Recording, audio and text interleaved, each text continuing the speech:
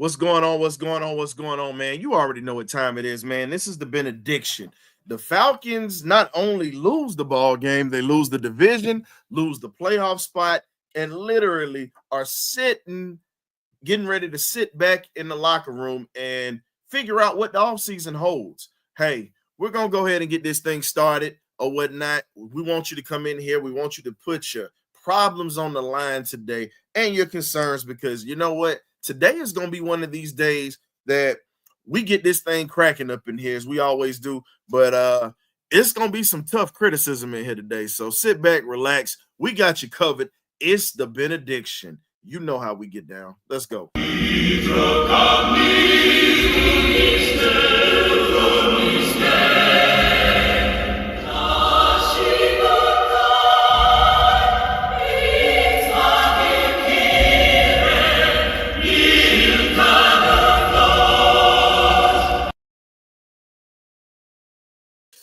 Well, we're back. Hey, before I let anybody up in here, we getting ready to get this thing started. I'm gonna start this thing off today before I start letting folks up in here. The magnificent BirdCage crew will be joining me momentarily, and I'm gonna bring folks in here. But today, the defense just pretty much gave up the draws all day. There's no excuses. You go from being in a situation in the first half to having a chance to win this game, and then you give up the draws the way that you did. The Aints pretty much played the way that they did today. And I got to give them credit. As much as I hate the stinking Saints, they gave us a chance. They gave up the draws at the end. That's what it is. They fought all game, and they got holes by a call at the end of that game. Atlanta, Raheem Morris didn't even call his 2 timeouts on that last drive to help his defense out. Like, when are you going to start using your timeouts, man? When are you going to start doing that? Because at this point, you look like a fledgling idiot. And I'm going to stand 10 toes down and say this before anybody comes on here, because this comment reflects myself. I'm always talking about HBCUs and having black coaches to have an opportunity. I'm always saying that. Damn it, I'm going to say it just like this. Raheem Morris, you literally are making folks that look like you, incompetent as hell. You literally got to start thinking, man. It was just not too long ago we were struggling to get black coaches in the front door.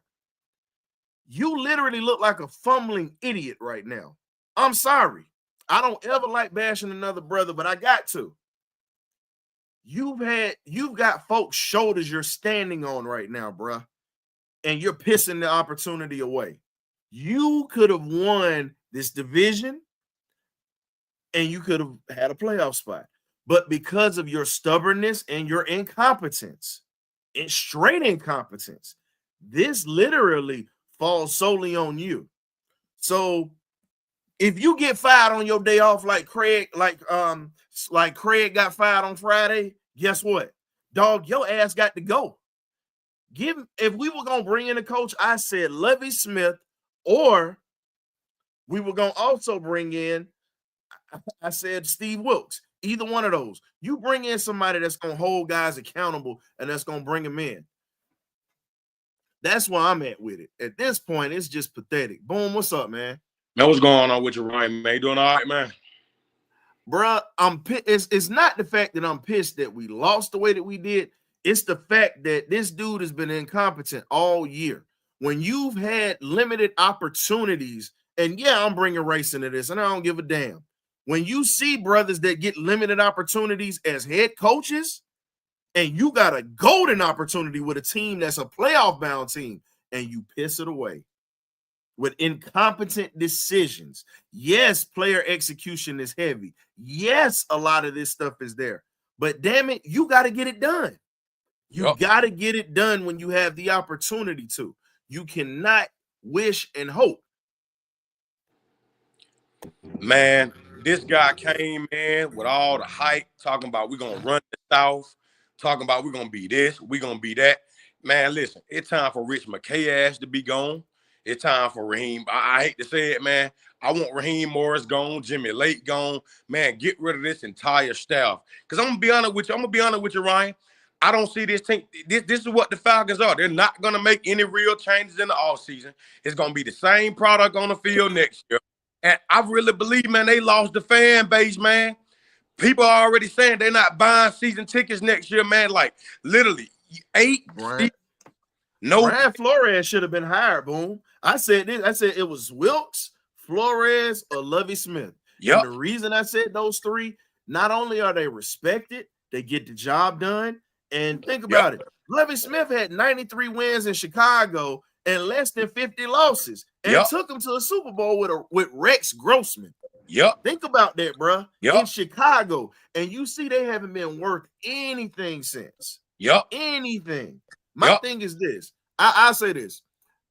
I ain't mad at Zach Robinson. First year OC. For him to actually be in there, I think that wasn't his call to keep Kirk Cousins in there that long. That falls on Raheem. If you see it, Zach Robinson has been putting this offense in great positions with Penix. Think about this. Penix has been lighting it up. You can't take that away from him. And a lot of people, and here's the thing, we're seeing Zach ain't the problem. You know what the problem is? Raheem, man. And your head coach and your hold on, William. Hold on. Your defensive coordinator and your damn head coach. That's what your problem is. You didn't want Jerry Gray to be the man. And when Jerry Gray had his hand on it, what were we doing? Causing sacks, wreaking havoc. And I'm gonna shut up for a sec, man. Y'all take this real quick. I knew they were gonna win this game, man. I had already knew, man. First of all, when it comes to the Atlanta Falcons, and it don't matter who the coach is, it don't matter what the situation is.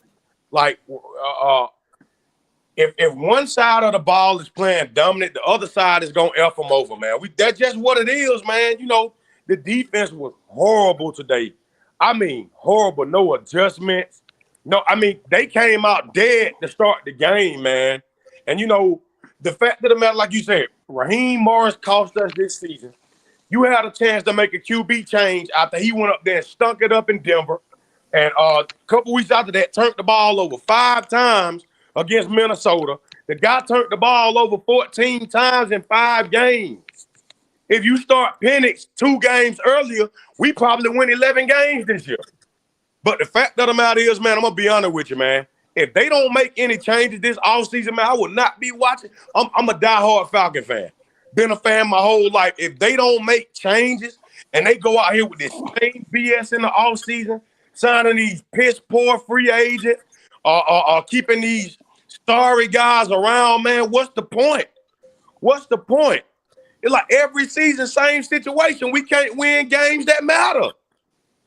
And then the NFL granted us one of the easiest schedules we've had in a long time, and we couldn't even go over 500, man. Hey, I ain't even mean to cut you off, bro. We got a harder schedule. We play San Francisco, LA Rounds, the LC East. It don't even get no easier than that, man. And I said, you do realize San Francisco ain't that good, right?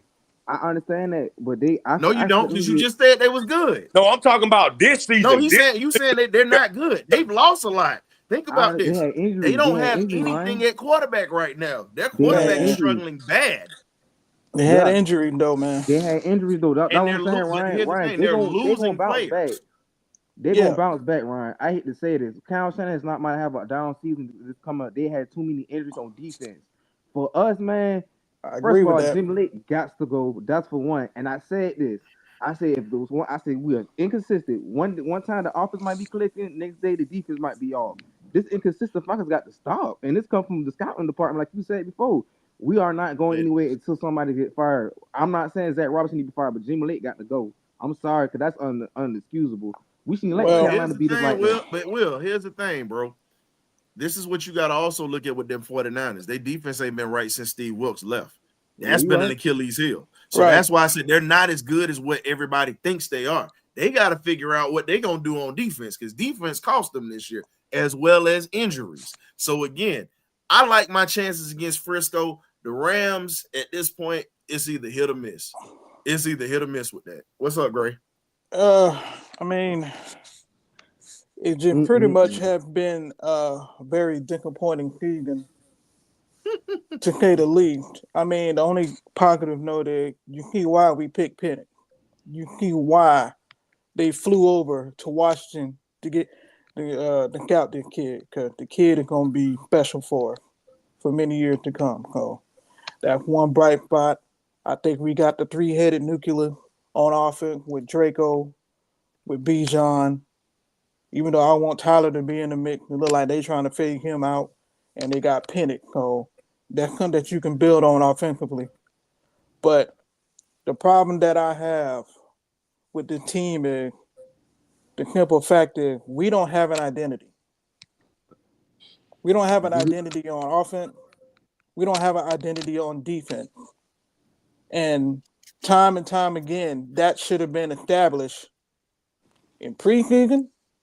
That should have been established by week 3 or week 4 on what you're going to get with the Atlanta Falcons. And we have not established that. Number two, we keep letting rookie quarterback beat the brakes off of us. Bo Nick did it to a first time in Denver. And now we like Bryce Young look like he was back at Bryce not a rookie this year, man. He was a rookie last year. He's a sophomore quarterback. Well, he was it a is sophomore. He started all last year. Well, it just doesn't make sense that a team that got beat, they got put 48 points, put on them last week, turn around and put 44 on us. And we still I said lose. This was going to be a dogfight this week. I called that on the show this week. But it should have never. But this man, look at this man's number. This man was 22 of 29 for 225, and this man had 4 touchdowns, 3 in the air, 1 on the ground. It makes no sense, man. We can't wrap up. We don't tackle. We try to freaking boomstick everybody to see if we can't get the football out instead of just wrapping up. We playing 7 to 8 yards off the ball, pretty much giving them everything underneath, and we don't adjust to that. It just doesn't make sense to me. So overall, man, it is what it is. We yet again have not had a losing season. Only thing we did was creek our win column by 1. So all we got to do is just look forward to next season. I'm sorry. We got Coach Brent in the building, man. Coach This is Brent, one of our members of the BirdCage. It's been a while since he's been on. He's been taking care of some business. He's on a trip right now, unfortunately, for work. But guess what? He got a couple of minutes to spare today. So, Coach Brent, go ahead. Let us know what's up, because you've been around just the chats. Now you showing face today. What you got for us? good to see you, Everybody man. see my banner? Barely. Yeah. Same shit, different coach. Yeah. Yep. Yeah. I said barely because I ain't want to think about it. Good to see you, coach. Good to see y'all. Okay, What you so got? the frustrating part, last year, we had an incompetent offense, had a top 10 defense. This year, we finally right the situation with our quarterback, which he should have switched a month ago. Everybody knows that. Mm-hmm. Against Denver. And he rolled out a damn one-legged kicker for a damn month and a half that everybody knew he was hurt. Why? Mm-hmm. I mean, if we make 2 field goals, we ain't even having this conversation. We're not. And then our defense goes backwards. They regressed a lot. And what's his background? Defense. Okay. Yeah. I don't want to hear anybody bitch about Zach Robinson. I don't want to hear it, because you had a 13. Wait a minute. Gotta chill with that, Coach. I'm You just dropped the B word. No, I'm just saying I don't want to hear anybody fussing about that, because All right. you had a 1,300-yard rusher, 2 1,000-yard receivers, and you had another guy that had 600 yards. He wasn't turning the ball over. Kirk Cousins was. That's on Raheem Morris for not making that decision. That ain't Zach Robinson's fault. So anybody that's coached or played football, it stops at the head coach. He allowed that to happen. I agree. That's like being in a bad relationship and here's the you problem. are taking all your spouse's money, or they're taking all yours, and you allow it to go on. That's just as much on you as it is them. Absolutely. Hey, Brent, but here's the issue. Here's one of the biggest issues that we have. gonna put the link on X so we can get some of our Twitter followers to come through here and jump on too with us. I'm gonna say this. This has been the biggest problem that we've had since this has been one of the biggest problems we've had since Dan Quinn. Mike Smith. Nah, Mike Smith. I even say this. No, I'm going back to the Dan Quinn spot because I'm gonna be 100 with you on that. The offense got inadequate and got conservative with Mike Smith. They gave us chances during his era. What I'm saying is during the Dan Quinn era, he was supposed to be a defensive guru. Guess what? Yeah. The defense literally floundered, one of the biggest Super Bowl losses of all time. Let's go ahead and talk a little bit more about it. You go through the Arthur Smith regime. He brings in Dean Pease out of a retirement home. Literally, 1 foot in the grave and 1 foot out and 1 foot on the rocking chair. That's pretty much what it was. Now you had a chance to keep Ryan Nielsen, but when you bring in Raheem Morris, he wants to bring in Jimmy Lake, who's an unproven DC. You got Jerry Gray here. My thing is, why not roll with the guy that was here already that literally had a big hand on that defense when they were ranked top 10 and number 1 in the red zone? This is going to fall on Morris. Here's my thing. If there's no changes in the offseason, they already know I ain't going nowhere. It's still red and black over here. But I'm telling you right now, you're getting ready to lose a lot of financial profit, and you're getting ready to lose a lot of season ticket holders from this fan base or whatnot because they're tired of the same incompetent BS. Go ahead, Cam. I'm gonna try to keep my composure because I'm an extremely upset individual. Yeah, Coach Brett knows this. Getting into the coaching fraternity is a very, very small group of people. Jimmy Lake has no reason being the defensive coordinator for any team anywhere as of right now.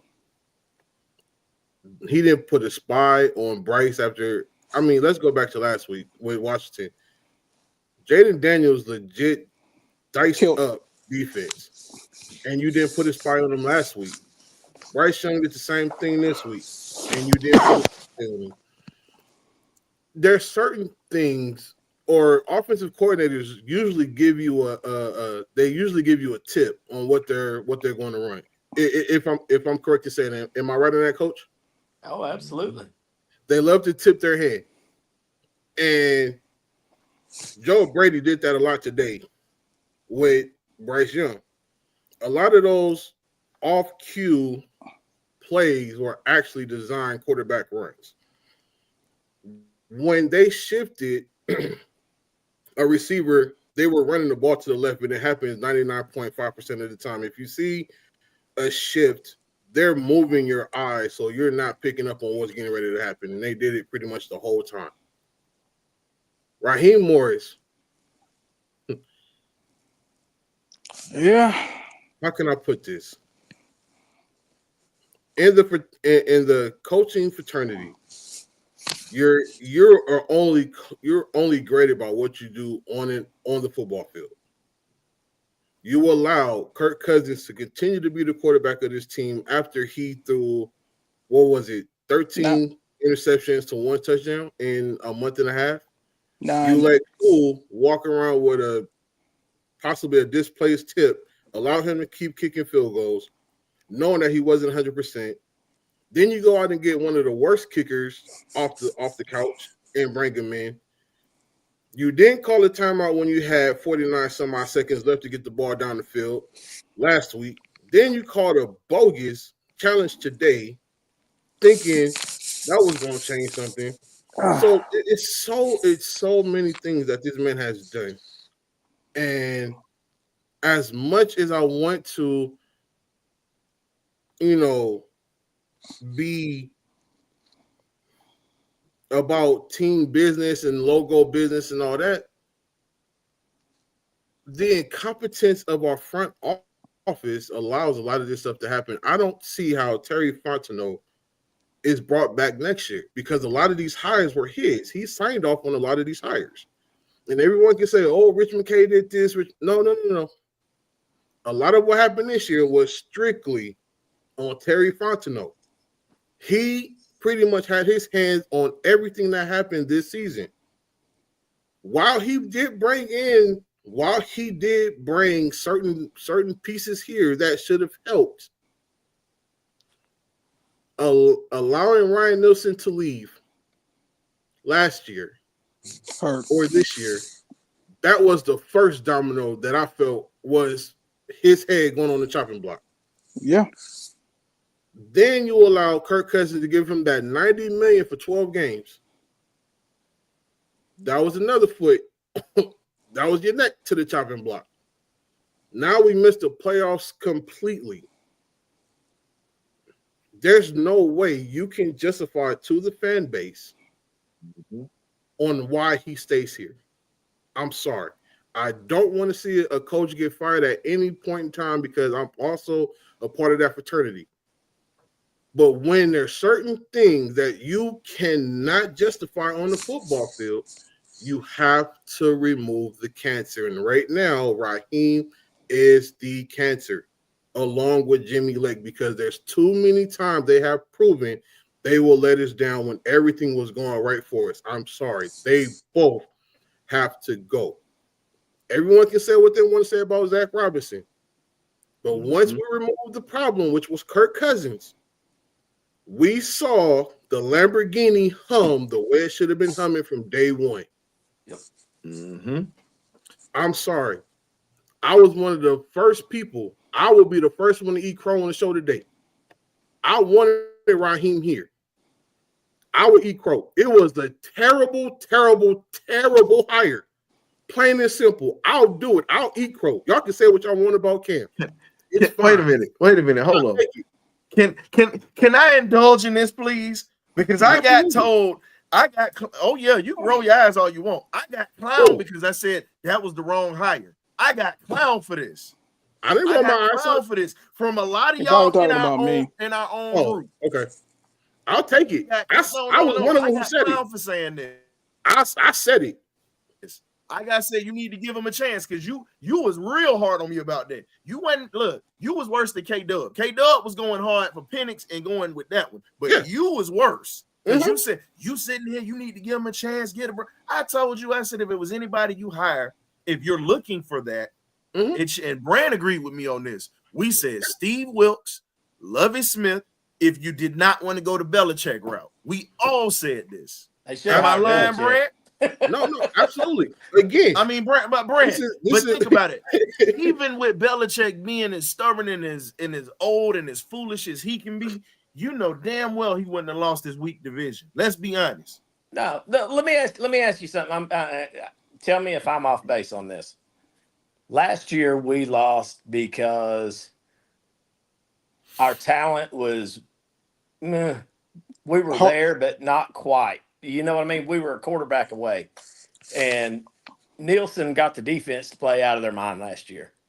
And we turned the ball over like crazy last year. Okay, so we bring in talent. We spend money. We have no cap problems at all. We're sitting golden as far as that goes.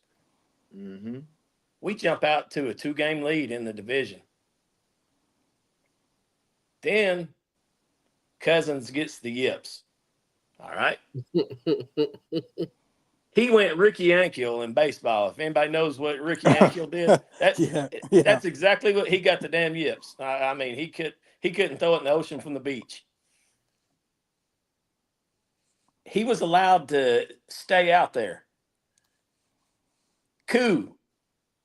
When the guy starts missing kicks and you know he's hurt, you can't allow somebody to go out there and do that. Time management. Protect the player from themselves. That's what you're supposed to do as a head coach. Protect the player from themselves. Yes. Everything that happened this year, in my opinion, and y'all know how hard I was on Arthur Smith.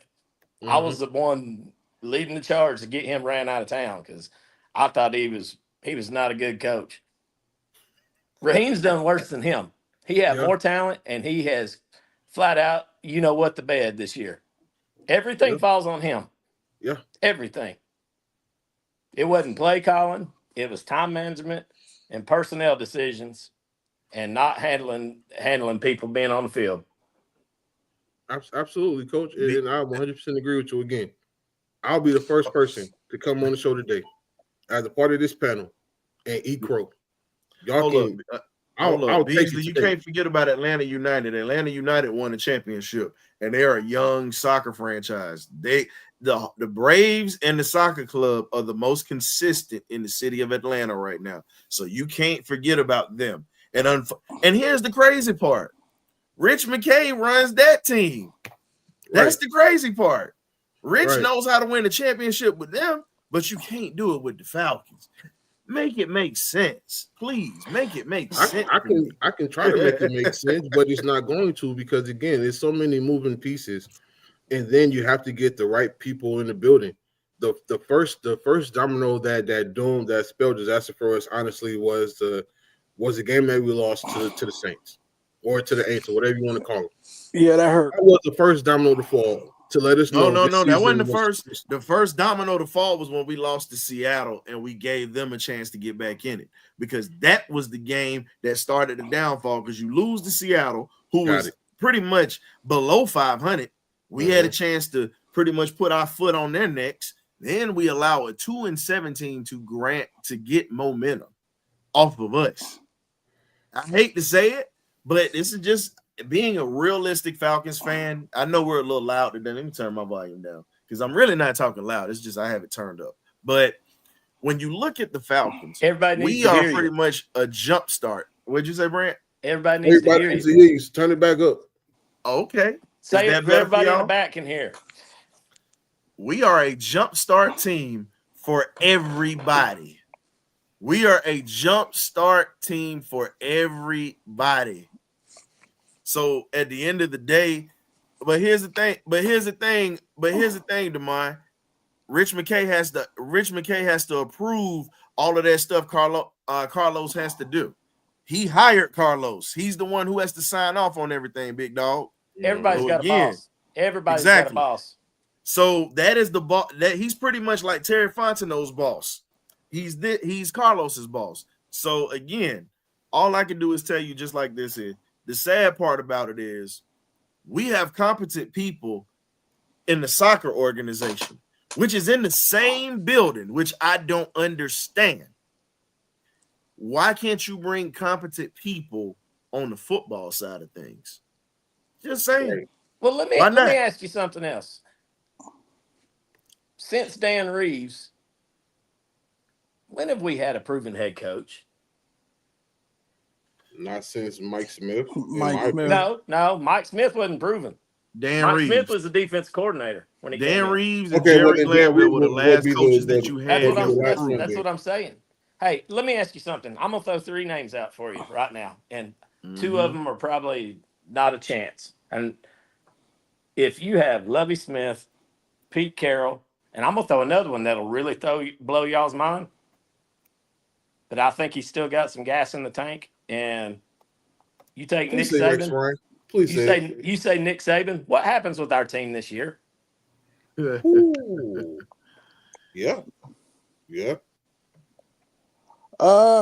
It would be. There ain't gonna be no people in Atlanta. We all want to claim the dogs, but that's Athens, baby. We all dog fans, but that's not Atlanta. Let's be honest now. Atlanta, Georgia. We claim them, but they're Athens. Let's make sure we put that out there. The team that's in Atlanta is the Yellow Jackets. Georgia Tech. I'm not a fan of them.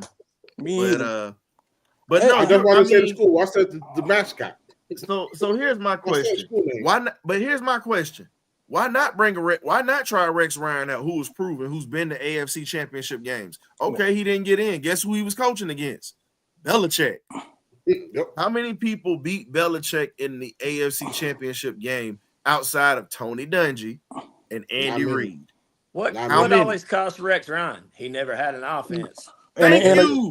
And a good quarterback. We got an offense. That's the thing. We have one. He had, what's his name? The butt fumble boy. Mark Sanchez. He had Sanchez. Think about it. He had a great offensive line. You had LaDainian Tomlinson in that backfield at one point. You know what I'm saying? And you had Thomas Jones in that backfield too. And you had receivers. He just didn't have a quarterback. He had everything you could want but a quarterback. And guess what? Bring him into a situation where he has a Michael Penix Jr., a young quarterback. He would love Drake London because Drake is physical. He likes physical players. He loves physical football all the way around. He showed it today. Let me ask you another one. I know we're playing ifs and buts for candy and nuts. Had Nick Saban got Drew Brees in Miami, what happens there? They probably win a Super Bowl. Nick Saban never comes to college football, and we don't get Kirby Smart. He had Dante Culpepper playing, dang it, and won 8-8. Come on. Yes. So I mean, what I'm getting at is when you have people that have respect and make good coaching decisions and hold people accountable and oversee things, you don't have dumb mistakes like we had this year. Absolutely. Lovie Smith took Rex Grossman to the Super Bowl. Yeah. Rex Grossman. Accountability. I'm not saying he never had a quarterback like Penix. He never had a running back like Bijan. Nope. Let's be honest. What do you think Pete the closest thing he had to that was Matt Forte? Pete Carroll would have won. People forget. Wait a minute. The closest thing he had to that was Matt Forte, and people sleep on how good old Matt Forte was. He was a monster. He wasn't People sleep on that, but he wasn't Bijan. No, he didn't have to be, but he was producing just like Bijan was. He just did it in a workmanlike fashion. He wasn't as flashy as Bijan. I'm like this. I will take a guy that's going to be a workman, that's lunch pail hard hat, and let's get it done. I'm with it. But, I like what Bijan also brings to the game, too. So I'll give you this, Brant, and then I'm gonna let Kool-Aid jump on here. Here's the thing, Brant.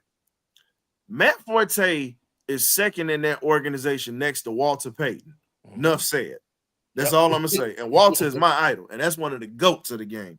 So when you can have your name next to that, man, look, Bijan is just getting started in his career. And I'm going to tell you like this. I think he's going to be a great one. But when you get your name next to Sweetness, one of pretty much the greatest of all time, hey, nothing much more you can say. You got to prove it. And they won, by the way. I think Green Bay did. Yeah, no. Chicago did. They won today. Chicago won. Oh, they came back? Yeah, Chicago they won today. Yeah. Jordan Love went out. He went out. Yeah, with an elbow injury. Yeah, he won today.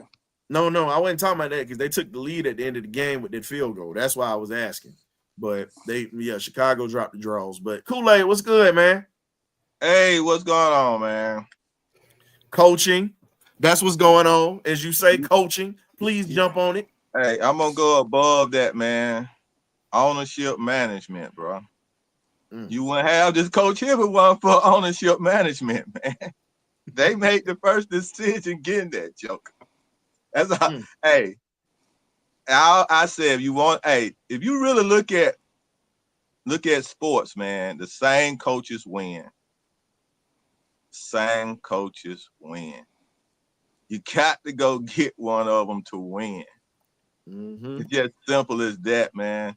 And the manager have to see that. And the problem with Atlanta is that we only had a few. I always have to like to use the Braves. If the Braves wouldn't have got the managers that they got, we wouldn't have got Bobby Cox. Remember they let go of Joe Torre before they got Bobby Cox, and Bobby was his assistant. Remember? Exactly. But when I be saying this, we got to stop. It's just like we got to stop as an organization at the Atlanta Falcons. And I'm gonna say I heard y'all talk about Georgia Tech.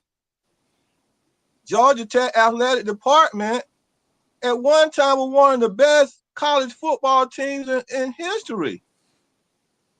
Oh yeah. And then after Bobby Cox, the athletic department messed around and went and got your boy who was a Division 2 player. You don't want to run the one that ran the options all the time. He was a winning coach there, but he wasn't a winning coach in what he needed to do playing with the big boys. And he wasn't gonna win with that.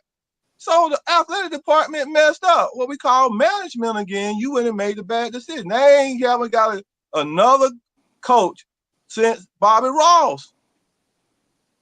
And then you could tell Bobby Ross was a good coach because he went to the NFL and won and took a team to If I'm not mistaken, did he not take him to 94, he lost to the 49ers, the Ricky Waters game. in the Super Bowl, right? Yep. Yeah. That's what I'm saying. That's what I'm saying. So you gotta this dude. That's what you gotta do. And see, our organization don't have the nose for sniffing out that. And I'm gonna say this. I say with the Atlanta, when I be posting with the Atlanta Hawks, I say Bogey gotta go. Why can't the management see that? Why can't the coach see that? All that favoritism. And I'm gonna say this about the Atlanta Falcons. I've been saying this for a long time. Lorenzo Carter gotta go. Yeah. Mm-hmm. Why people can't see that? Why the management can't see that? And I say the reason the Atlanta Hawks did not win with Trae Young because they started out with a rookie coach. Yeah.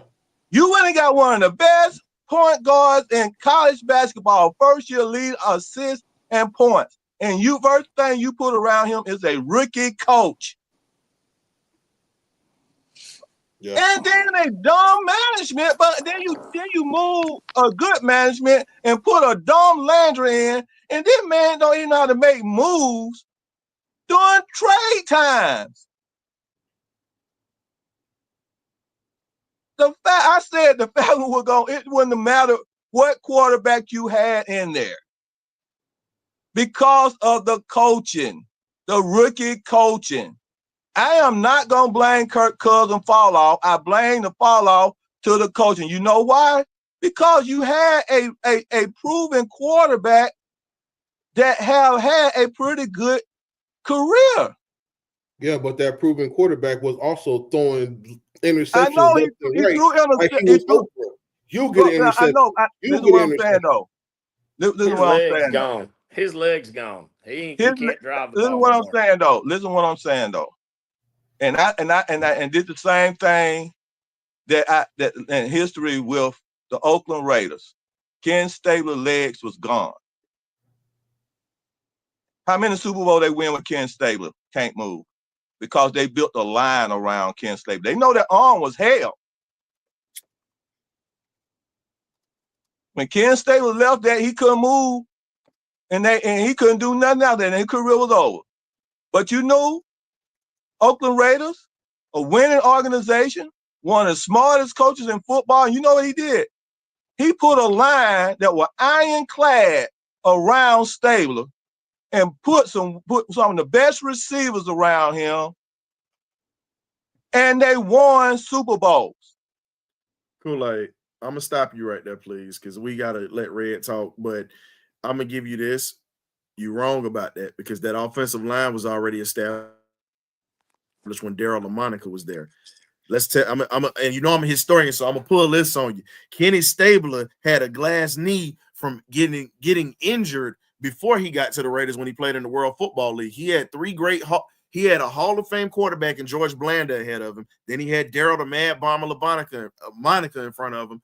And then there was a black quarterback that was drafted named Eldridge Dickey that came out of Tennessee State who beat him out fair and square. He whined and complained, and that was the reason why he ended up getting the start.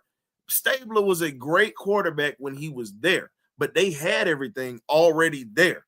You look at the fact that they already had Fred Biletnikoff, who the wide receiver award name is named after. I'm gonna get back. Hey, fellas, folks in the chat, I'm gonna get back to the Falcons, but I got to put this out here. They had Cliff Branch already there. And by the way, Cliff Branch's great nephews just transferred to Georgia, by the way, Kool-Aid, Zachariah Branch and Zion Branch. They just transferred today. So we got some playmakers, one at safety and one at receiver. But they already had everything in there. John Madden went to Kenny Stabler because of the fact that Stabler performed better at the end of games, and he had ice water in his veins, and he had a great running. And you got to remember, he also had a great running game behind him. So when he got to think about it, when he got to Houston or whatever, a lot of stuff kind of changed or whatever because all he had was Earl Campbell and Dave Casper. But getting back to it, with Penix has got weapons. You got to bring in a guy that actually, as a head coach, that understands how, as you said, how to use Penix in the right way. Robinson has done that so far. He's shown that he's competent enough. We got to get that right tackle spot solidified. That's the main thing at this point, because we got to protect his blind side, because we can't have too many games to where Penix might be trying to get a pass off and somebody tag him like Carson Beck got tagged and get his arm messed up, or much worse. We got to protect his blind side. So or Gunner, because the way he or got Gunner, yeah. And at this point, this is what we have to do. We got somebody who's incompetent at the head coaching job right now. Yeah. That right now is just looking bad. It's looking bad for him. And if you bring in a competent head coach who understands, like you were saying, you don't bring in a guy that doesn't know what he's doing, and you got a rookie quarterback. You got to give him somebody with some experience who knows what they're doing. At this point, you know what irritates me more than anything in the world? Hearing these commentators and everybody saying, Raheem saying, well, we all got to learn. Damn it, you're an NFL coach. That ship sailed a long time ago. There ain't no learning on the job when you're a coach. Yes. Stop. Don't want time to hear that. Go on someplace. Absolutely.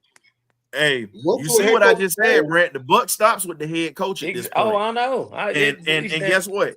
You got a competent OC. You don't have a competent defensive coordinator. I say fire him and let Steve Wilkes and Jerry Gray go at it, and let those two use that knowledge. Like Kool-Aid always talks about this on his podcast, and Kool-Aid, I agree with you on that. You let Jerry Gray and Steve Wilkes go to work. I guarantee you our defense ain't giving up 30, 40 points a game. I promise you that. With those two KG veterans, our defense will be solidified. And at this point, I'm willing to get rid of Grady Jarrett. I'm going to piss some people off. Grady pissed me off today.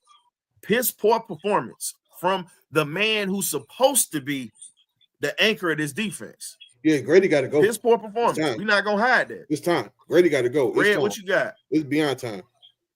Yeah, we can't keep paying him Red that kind of money. John. Yeah, he's got to bounce. Thank you for your service. It's time to go. Nothing different than what I've been hearing from everybody else, pretty much. I mean, you already know how I feel about Raheem, dumb ass. I don't know if we can cuss. Can we cuss on him? Oh, no, you can say it's just the F word, the B word, and the MF word you can't say. But you can say damn, hell, ass, go for it. Okay, well, yeah. Okay, like I say, everybody know how I feel about Raheem, dumb ass, so. I mean, defense today let us down. Raheem, once again, let us down. Terry, the last 4 years, has been letting me down. So, I mean, like you said, Ryan, I'm ready. We can move on from both of them. I'm ready to move on from Terry. I can't believe it's hard. I wasn't as hard as on Raheem last Sunday as I began to get hard on him during the week. I think it was that interview that he had on 92.9. That's what really sent me over the edge when he refused to take accountability for his dumb mess up. Then you want to keep climbing on that hill. Well, you want to die on that hill? Die on the hill. Hell, keep on climbing. I'll push you off the hill. Either way it go, you gotta go right here. You gotta go. It's just like I say, the front office just needs some cleansing. I believe we found our quarterback. Offensive coordinator. These remarks made today. Fine too, but if he get too fine, he gonna leave for a head coaching position. Then we're gonna be back at square one. So what we need to do now, we're gonna replace Raheem. I don't even know if we're gonna replace him or not, but we need to replace him with an offensive guru that can come in and him and Peanuts can grow together and let him be the head coach. Not nobody like Arthur Smith. Man, I wish we had a chance to get the guy from Detroit. That's what I would love to get, but all I know is I don't know what the solution is. We ain't getting Ben Johnson. Solution. What is I got one for you. Joe Brady is a name that you can go after as a head coach. I'm tired of projects in Atlanta. Get a winner that has a defensive background. We got the offense in place. Go. You got a quarterback. Give me somebody that's going to bring respect and that's won. Go get Lovie Smith. Go get Nick Saban. Go get Pete Carroll. I don't want to hear that nonsense no more. I don't want to see no more Troy Andersons. I don't want to see no more. I think Lovey would get the job. Stuff. But Brent, me and you talked about this off the record. Lovey would get the job before Pete Carroll. Pete Carroll's a West Coast boy. He don't want to come to the South. That's fine. I don't care where you from. Just win. I'm tired of it. I'm thinking about going to the South. You trying to stay on the West. You might go to Chicago. Rookies, man. Got to stop getting these rookie coaches, man. Got to stop getting the rookie coaches, man. You got winners that is proven winners in college football coaches, and you got winners that's on as playing that's offensive coordinators right now for teams that you got to put that money out there to pull them to your team when you want to win. And guess what? You have to make hard decisions. Management who want to win make hard decisions. Let me tell you something. The Lakers made a hard decision in the middle of the draft.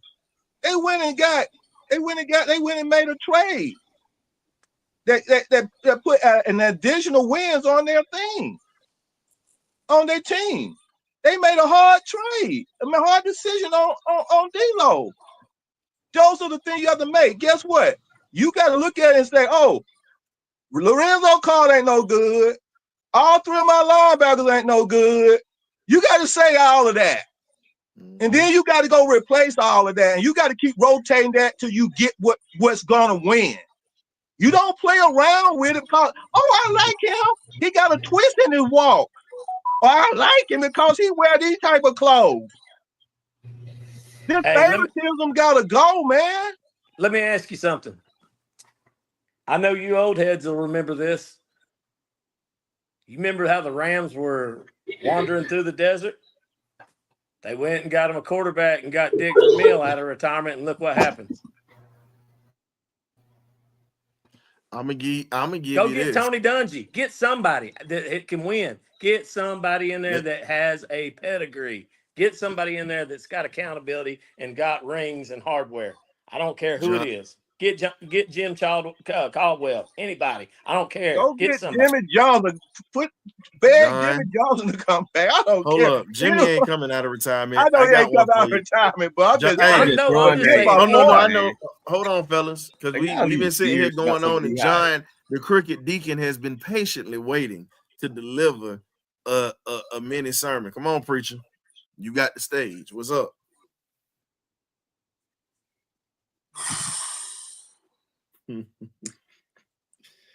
Our season was over effectively last week when we couldn't handle our own business. Yep. That was it. Fact. And going to the playoffs under the circumstances that we were going to be going under, having won a game this week and New Orleans beating Tampa Bay, I don't want to go in the playoffs like that. James Brown cut a song 54 years ago. I don't want nobody to give me nothing. I want to open up the door and get it myself. That's why I don't root for any other team once this particular time of year comes along. Mm-hmm. My team is supposed to be good enough to go get what it is they need to get. My team is supposed to know how to use timeout. And I'm with Red. I'm definitely with Red. Because when I heard that interview last week, and we went over this on our show Wednesday night, as well as Friday night too, because I was so pissed I had to have 2 damn shows last week. When you say, when you doggone sit up here and say that timeouts don't matter, that and today, with 17 seconds left in regulation, you took 2 timeouts to the mat with you instead of trying something. You on the 30-yard line, 2 20-yard completions, you in field goal range. You got 2 timeouts. You got 2 timeouts. You go. And as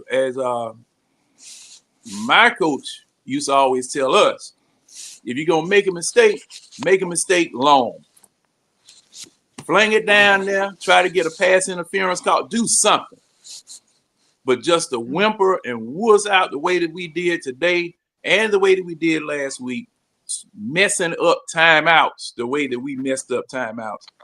This reminds me of my first car. The Atlanta Falcons remind me of my first car. I get 2 new tires and the brakes go out. I put some oil in the engine, the transmission stopped put. It was always something with this team this year. Breakdowns, lack of effort, lack of thinking, lack of strategy. It was always something. Mm-hmm. And then when your head coach comes on, boy, 30-something seconds, and your man catches a beautiful pass, still in bounds. You still got 2 timeouts. You don't want to take it because you think your team is going to make it up to the line of scrimmage, and we want to catch them in the defense that they were already in, so that we can. Boy. Exactly, John. Exactly. Boy. Now, Judge, how do you fix your mouth to even say some stuff like that? Now I'm gonna say You shouldn't. this. And You he shouldn't. get mad at the radio host when he call you out for your stupidity. See, that's what I'm saying. Now I'm gonna say this. On that last drive that we had in regulation, I see why he didn't call them timeout, because of that holding penalty that we got. Instead of being in the 32-yard line, we were back at our 14. All it takes is a mid snap or fumble, and all they got to do is pretty much take a knee, burn out the clock till like 2 seconds left, kick the field goal, and we would have lost in regulation. But here's the thing with that also. You saw how far off they were playing. True. Quick screen, bubble screen, just get something moving upfield. Do something. He didn't try anything. He just tucked his tail and said, let's take it to overtime. And the same thing that happened last week, the defense said, you know what? I'm tired. They saw the still score. ain't covered They Drake had London the out wide. stadium the whole game. But They this saw my the problem. score. And But the this defense is said, hey, we don't need to play no more. We out. We good. This is my problem. When we said everybody was scoreboard watching, you saw that the whole game. And let's be honest, that defense checked out when they saw that Tampa won that game. Sure Just did. be honest with you. They were like, okay, well, guess what? We pretty much out the playoffs. They don't care about pride, man. They're going to get their paycheck Monday morning. Understand this. They're going to get their paycheck Monday morning. They didn't care at that point because the season was over with. Kool-Aid go first, and then Red. Okay, I'm gonna ask John a question. You say when did we lose, John? When we started losing? When you lost confidence? Say that again. Oh, I said last week. Last week when we had the opportunity to take care of our own business last week. Okay, and we did. Hey John, this sign right here is unfamiliar to our head coach. He don't know how to do this. Let me tell you when I noticed when we lost, when we hired him.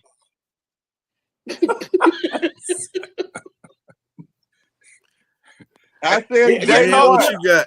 I wanted Belichick. I did want Belichick. When we hired him, we got 3 years of losing. You broke the rule, man. You broke the rule, and then him as a head coach broke the rule. You was hired as a.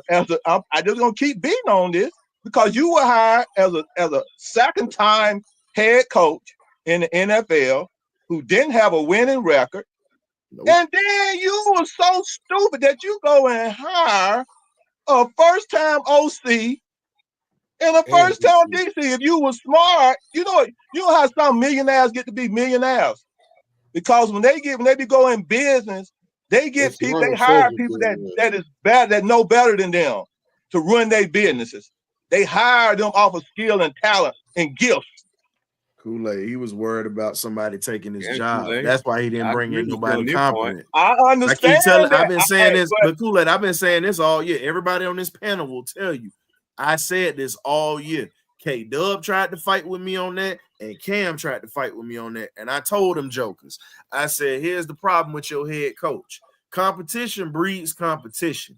At this point, you got to understand, you always bring in somebody that's smarter than you when it comes to certain things, because Hey, Ryan, whether you realize it or not, the more that think about it, the more. Hold on a second. Hold on. I'ma Breaking change news: that the quote for you, Patriots Ryan. just fired Gerard Mayo. Patriots fired Gerard Mayo right now. First year coach. He's out. What? Hey, They what? just Right. ESPN. Right. ESPN Right. just I'm put gonna it out. change your. I'm gonna change your. winning quote for you. organization. That's not a surprise. Wasn't he the hand-picked successor? Yes, he was By Belichick's Bill Belichick. defensive coordinator. Yep, he's gone. Hey, Ryan, here you go. Hey, when these billionaires get tired of losing, stuff happens. See, that's the Competition difference breeds between a contempt. championship organization and an organization that's trying to win a championship. That is the difference.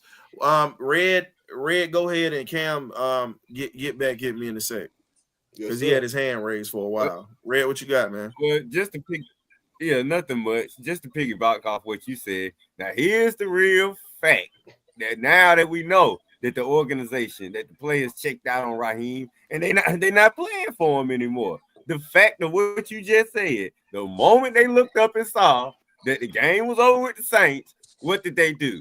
They stopped playing. If you really respect your head coach, if you really out there playing for your head coach, you're gonna play all the way to the end, no matter what's going on with any other with any other game. Okay, so whether the Saints he almost won or lost, you gonna still be playing to the end. Red, you literally almost dropped that one. Respect your coach. They saw the game was over with the Saints, and they said, "Well, no more." They quit. I saw it.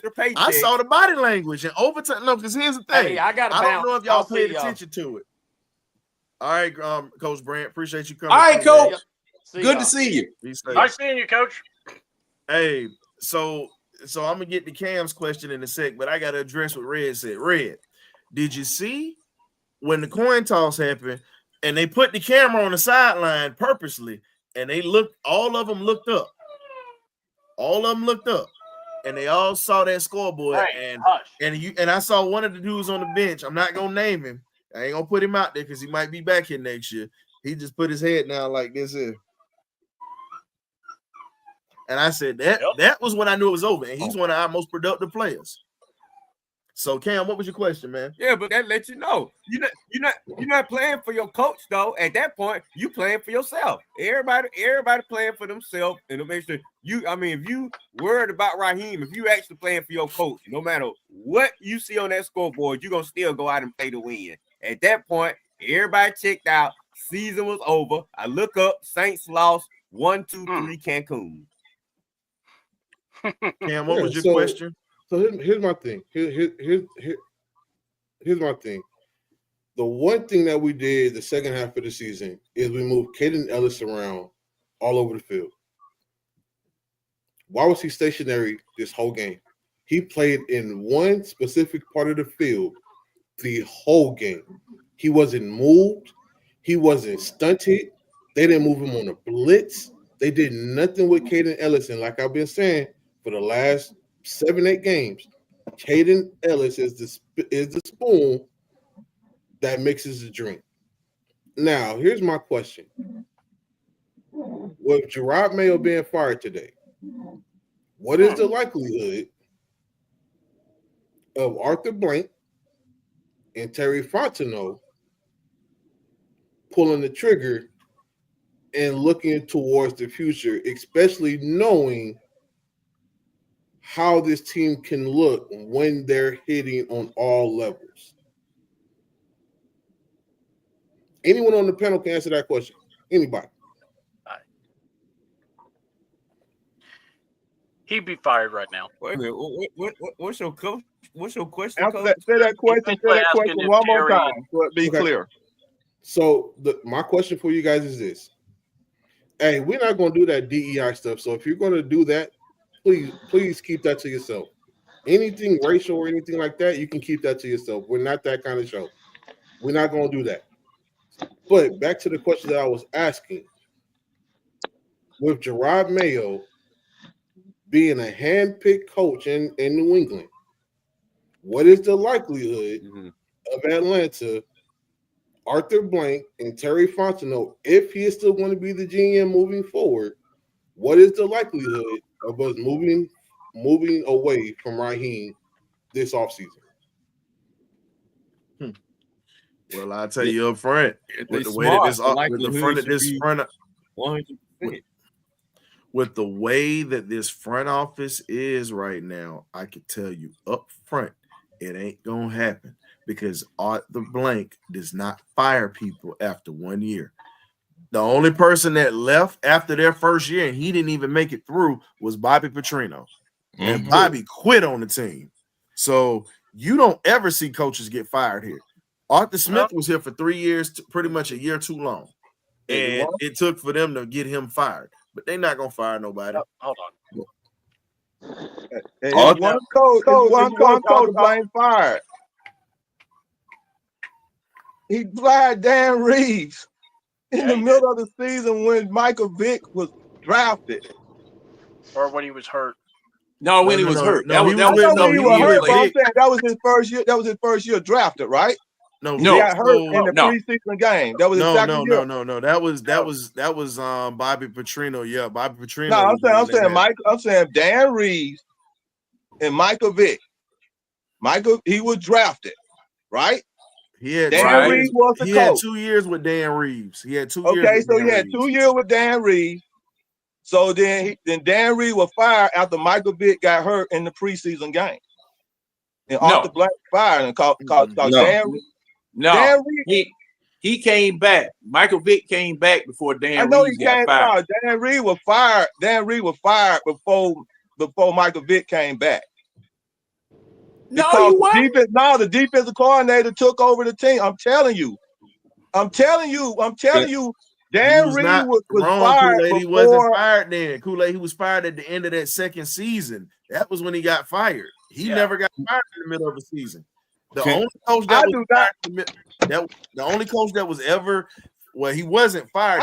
I just don't remember him being the coach. I mean, during that year, I just don't remember him being the coach throughout the whole year. I remember. Wait a minute. Kool-Aid, taking over that year. Kool-Aid is right to the point that they didn't fire him. Dan Reeves quit with 3 games left.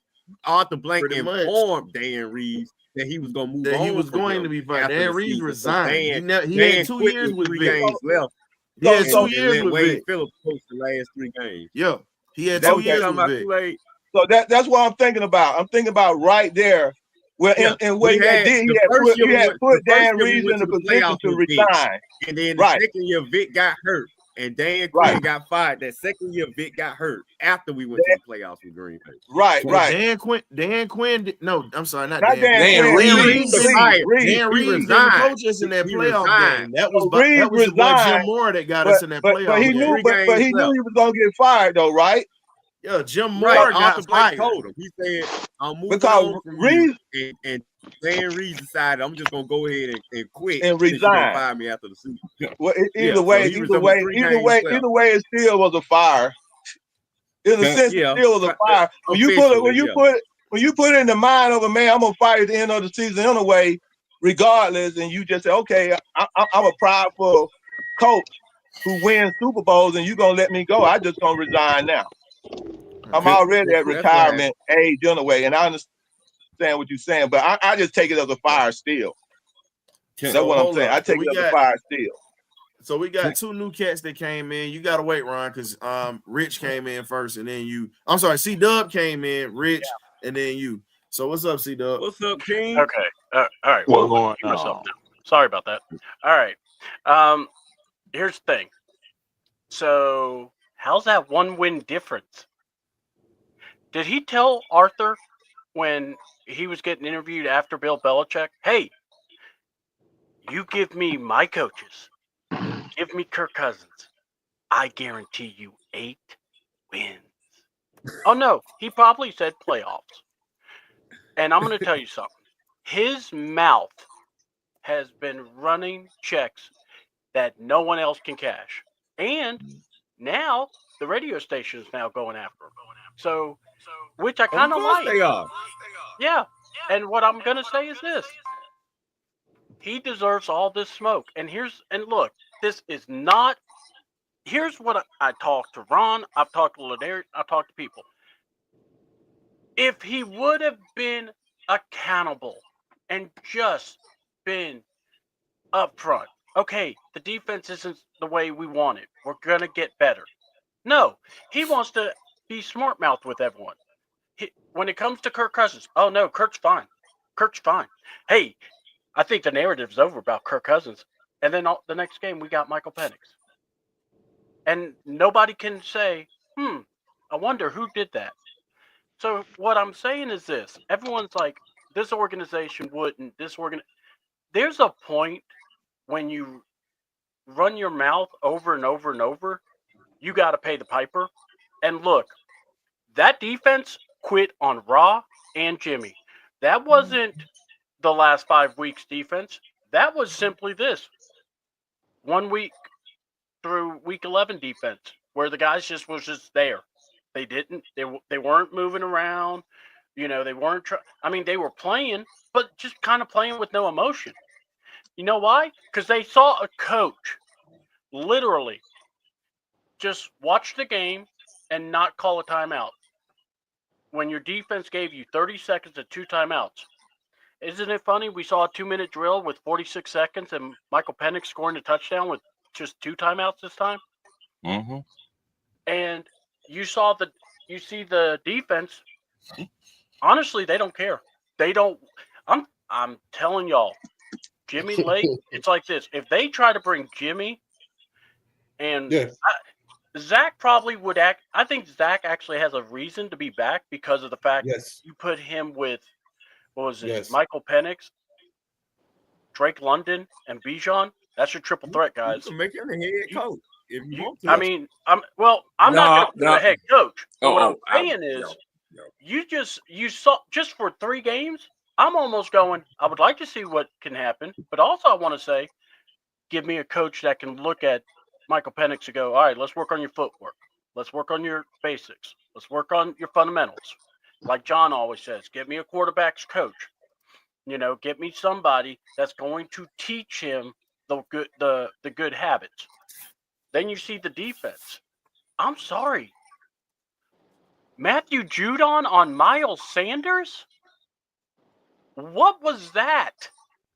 I mean, that's why I'm like, this defense quit. We were watching, and even Darius and me both were just like, they don't care. They're just, it's like this.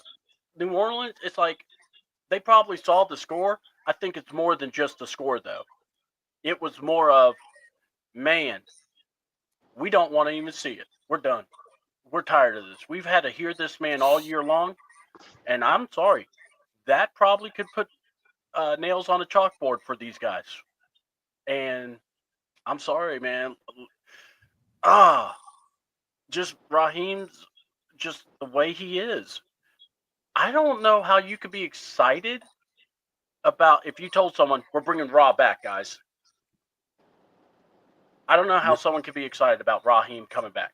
You're going to lose. Here's the thing. Not only are you going to lose the front office, you have a chance to lose your locker room at this point. But Rich has been waiting patiently, and then Ron, and then we're going to have our final thoughts on this thing, and we're going to drop, and we're going to close it out because, we going to have a come to Jesus meeting on Thursday, and I'm going to open that up to fans. So when I say I'm going to open that up to fans, normally we don't open shows up to fans on Thursday night like that, but we started from the get-go. So it ain't a benediction. It ain't going to be a benediction show. It's going to be a show where everybody can come in here and everybody going to be able to be heard. I'm letting people know that now. We're going to set it up that way, and we're going to go for about an hour and a half. That's how long we're going to go, but we're going to be rotating people. So we're going to have a lot of folks coming through Thursday night. So I'm letting y'all know this now. If y'all want to be heard, please come on Thursday night as well. But Rich, what you got, man? I ain't really got much to say, honestly, after watching this game.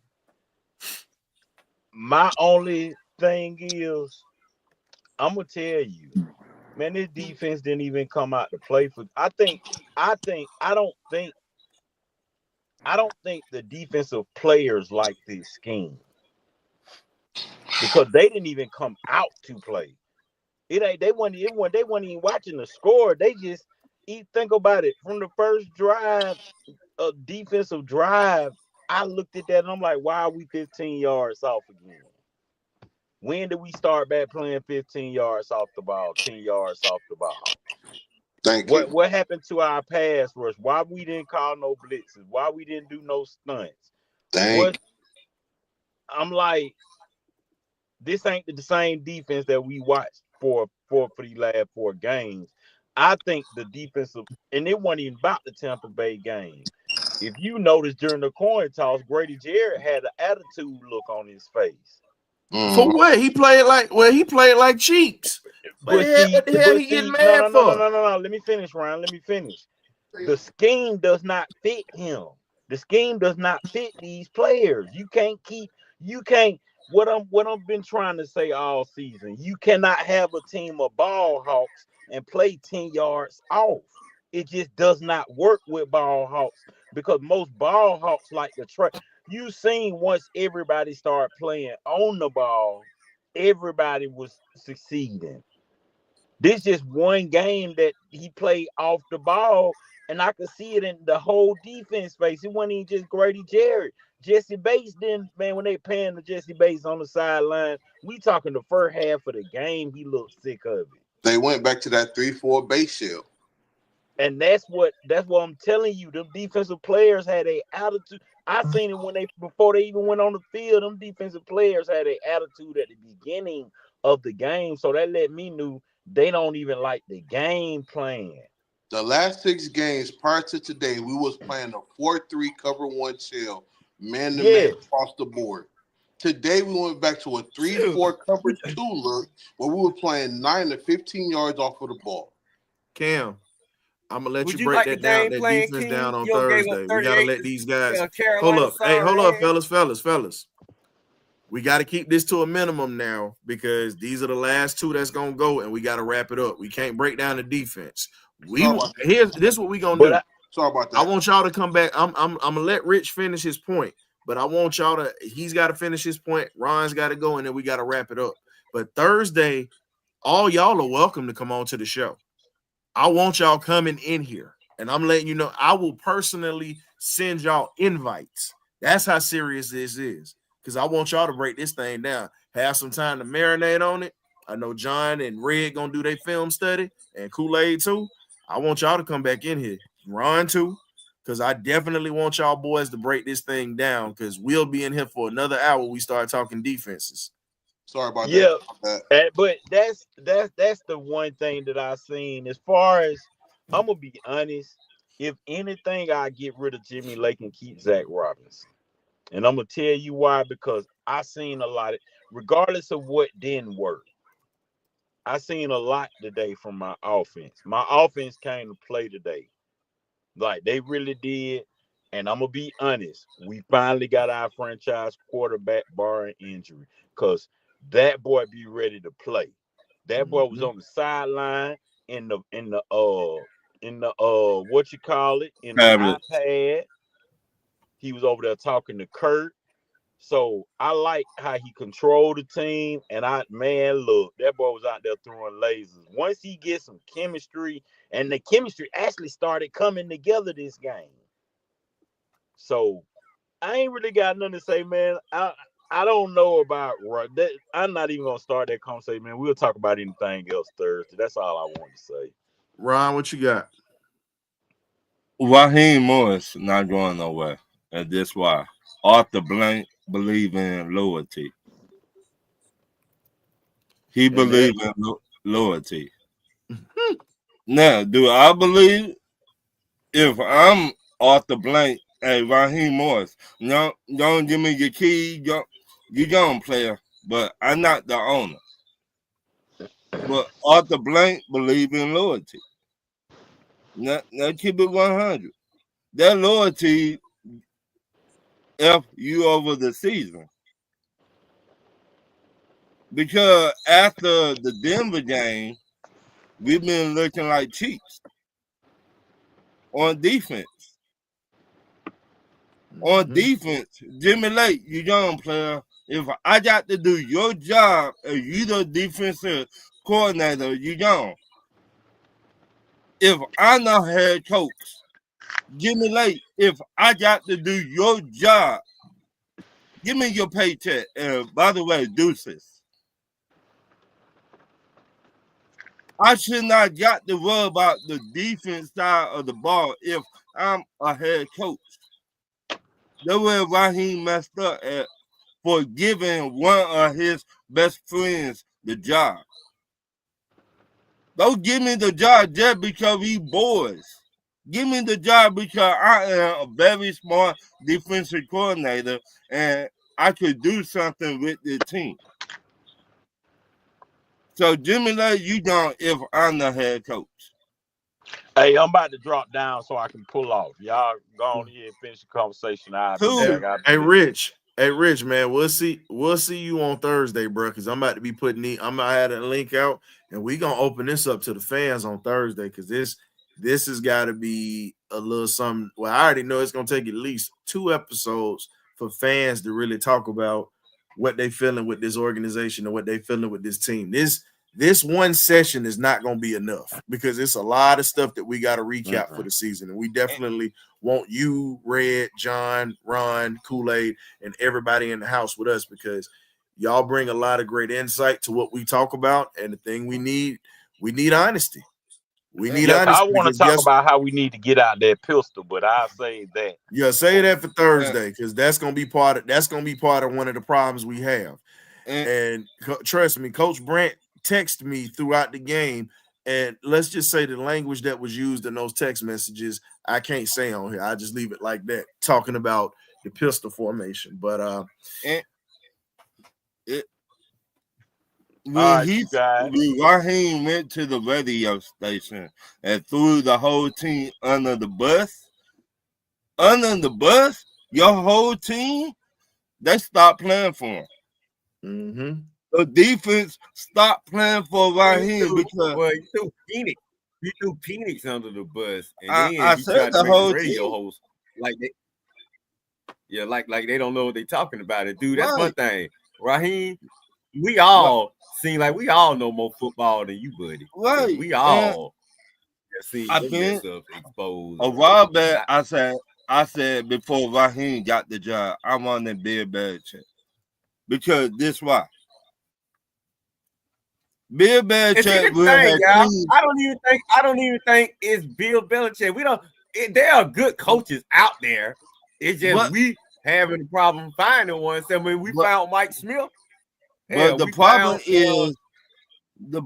is where we always give these young and upcoming head coach an opportunity before we get a head coach that got experience. Arthur Smith wasn't no young and upcoming. He was some old ass. Okay, Dan Quinn. I don't know how he got hired. Wait a minute. Dan Quinn was no young and up and coming coach. Dan Quinn was an older assistant, man. He was in the game for over 15 years before he got it. But when I said as a head coach, when Arthur Smith was a head coach. Arthur Smith was never a head coach. Right. So he got a rookie. He got a chance to be a rookie head coach. For the job. We need to stop getting these rookie head coaches, and we need to get a head coach that got a lot of experience. You can find a rookie head coach and know what he's doing. We need to stop finding these rookie head coaches don't know what the hell they doing. You find a coach that know what the hell he's doing. I'm gonna give y'all somebody had to give Belichick a chance. Somebody had to give Dan Reeves a chance. I'm saying about this. What we are doing, we are keep finding coaches that don't know what the hell they doing. They know how to interview well, but they don't know what the hell they doing on the football field. That's Red, what you also got to put out here though. It ain't. You talk about all these Red. This is what I'm ahead. Getting ready to put out here. All right, now y'all keep talking over me. I'm gonna mute your damn mics. I'm letting you know that now. I'm trying to get my point out. So I'm gonna tell you this here. When you talk about these coaches that you just named, all of these coaches were groomed in a system. They didn't just move from place to place. They stayed in a system for years before they were able to move on. They proved themselves in big games as assistants. Until you can get somebody that's going to prove their work like that, you don't just take a guy after 1 or 2 years as an assistant. That's the problem with the NFL now. They're not letting guys get groomed anymore. That's the biggest problem. I know you mentioned Belichick having his first start, but how many years was he an assistant before he became a head coach? Same with Dan Reeves. Reeves coached on the Super Bowl team as a special teams coach with Mike Ditka, and then he became the OC.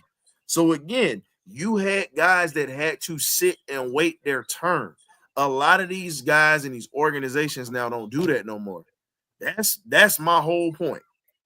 No matter who you name or whatnot from back in the day, everybody sat and waited. Hell, even the great Bill Walsh waited. Yep. Think about it. And then he had to leave because he got blackballed by Paul Brown. He had to go to the college game. Right. To your point. I'm just saying, I agree with Red on this. Bring in somebody that's competent that has been around. Don't just bring somebody in here that is just wet behind the ears and you still drinking milk and you haven't had a shot of whiskey yet. I'm with you on that, Red. Right. And to your point, there was something that a lot of people took offense to that Tom Brady said a couple weeks ago. We have universities, but we no longer have programs. So when you have a program, that means you're bringing people in and you're developing them from whether it's a quarterback coach, offensive coordinator, DC, special teams, whatever the case is. Name me one team outside of Baltimore that has developed multiple defensive coordinators and offensive coordinators who have sat under the tutelage of John Harbaugh and actually learned the game of football. Name me one program outside of that. You said outside of John Harbaugh that's learned the program? That is a program in the NFL. Name me one program where they deliberately groom and teach and develop their coordinators to become what they are. Andy Reid. Wait a minute. Hold up. If y'all in here talking about John Gruden, I'm about to shut this down real quick. John Gruden inherited a team in Tampa Bay. Let's get this straight. And the Raiders. Wait a minute. He inherited. Wait a minute. That's why I said he inherited a Raiders team. Baltimore. Wait a minute. He inherited a Raiders team that was already built before he got over there. So it's the same thing with Raheem Morris. If y'all gonna sit here and say that John Gruden is the guy, y'all truly are assed out of your mind. And yes, I said it, assed out of your mind. Because I'm gonna give you this. John Gruden had a Randall Cunningham that he screwed up in Philadelphia. The year that Randall blew out his knee, John Gruden was the offensive coordinator who got him screwed, trying to turn him into a pocket passer. And that wasn't his game. So again, the Shanahans are a coaching tree. And I can go further. Bill Walsh, I can go around. Paul Brown, because a lot of his disciples are still around right now. Bill Parcells is coaching tree. So I'm just saying, at this point, I'm gonna tell you who you bring in as a DC, and then we pretty much gonna wrap this up, and y'all tell folks where y'all can find them. And we're gonna finish this conversation Thursday because we've gone a little farther than what we've needed to today. Robert Saleh that just got fired by the Jets. Bring him in as a defensive coordinator, proven as a head coach, was a head coach that dealt with BS and everything else. He got fired because of Aaron Rodgers. Let's be real on that. Facts. He got fired because of Aaron Rodgers. So at this point, you bring in a guy like that to coach your defense. You get rid of Jimmy Lake. The reason why he got that job in New York, he had that San Francisco defense humming before Steve Wilkes got there. People forget that. Yep. And guess who was one of his students up under him? It's a head coach out there, and it's a head coach out there right now in Houston that coached up under him in Frisco. Yep. Just saying. So again, if we're gonna sit here and talk about coaches or whatnot, there are many coaching trees that are still around. The question is, are we gonna pick the right fruit from that coaching tree? So Thank you, Ryan. You got plenty of coaches out there. You just got to find the right one. People keep saying, see, they think because we finding the wrong one that you can't do it. Yeah, you can do it. You got to find the right one. Exactly. So, fellas, please tell us where we can find you guys at and where the viewers can find y'all. Because Thursday, y'all coming back. We got unfinished business on Thursday. Red, Kool-Aid. If you're not covering the Hawks game, Kool-Aid, please come back. Because I want you to break down the coaching. Because you've been harping on that all year. And I give you your credit for that. You've been spot on about coaching with every sport that we've had in Atlanta. Every sport. So, Kool-Aid, tell the folks where they can find you, Red, and then John, and then we're going to wrap this thing up. All right, you can find me ATL Kool-Aid Drinkers on YouTube, and you can see me do some also on We Talk Hawks TV also, and I be in the chat a lot with Dixon Way. So, and you just hear me come and just give my opinion on ATL Kool-Aid Drinkers, and then also you can start to find me come up in the BirdCage, and I do everything from commentary with the Hawks, the Braves, Georgia Tech, and Atlanta Falcons. So I like all my Atlanta teams. I wish I had time to do more of them, but I like all of them. You got some love in the chat. Said you need to be the head coach of the Falcons. Cool. Charlie said that or whatnot. Red, where can the great people find you at as well, my brother? Well, y'all know y'all can find me on Facebook during the week. Pretty much all day, 24/7, my Facebook page. Wednesdays, I'm hanging out with my boy John and Winston on the eye test. Saturday mornings, I'm doing my own thing with the Red and Real Sports Show. And Thursdays, Fridays, and all during the week, I try to catch up on all the various Falcon content creator stuff. So, man, I can't wait to hear what we talking about Thursday. Hopefully, we'll see some changes in the coaching staff by Thursday. If not, I'm pretty sure we'll be talking about that too. But yeah, we got some things to talk about. But we have got to fix this team of ours. We know the offense is there. The only thing we got to do now is fix the front office and fix that defense, and we'll be on the way. Big John, please let the folks know where they can find you at, because I know the eye test is going to be jumping this week. Hell, John, you know what? I'm going to stay up late that night.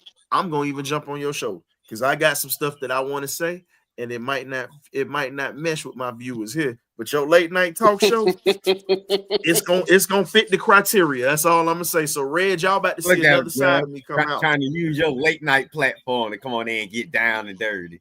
Yes, sir. Well, we definitely like the old cable show on at night after 10 o'clock. You can say what you want. You can cuss. You can fuss. Might take a couple of new pictures on there, but we. At any rate, that's why we call you the Cricket Deacon, John. Hey man, the human body is not to be ashamed of, sir. At any rate, get that money any way possible. Yeah, yes, sir. The eye test Wednesday nights. Hey, Kool-Aid, I want you to come on there too now, cause me and you got to fuss about some stuff. Us old folk, us real old folk, got to fuss about some stuff. But yeah, the eye test on Wednesday nights with me, Winston, Red, and anybody else who happens to come in. We will talk about it. We will get down to the nitty gritty. Matter of fact, we will take that straightening comb and put it on the back of that gas eye and go find somebody's sister and straighten that kitchen out back there in the back. That's what we gonna do Thursday. We gonna get that kitchen straight. And if you hear anybody hollering, you see them run by, you knock them down, and we are straightening it out again. But gentlemen, this is going to be a very, very crucial Monday through Friday coming up here, because the end of year press conference. Take a drink before you listen. Raheem, he messed up big time. Because if he thought the Atlanta folks were gonna be soft on him, he should have thought about that before he insulted the radio host and all the Atlanta media. Boy, it might be Philadelphia and New York in there on that press conference. I'm all for it. You heard what he told him. Hey, this is my press conference. I got this here. Hey, Ryan, it's gonna be their press conference on this week. I'm gonna tell you right now.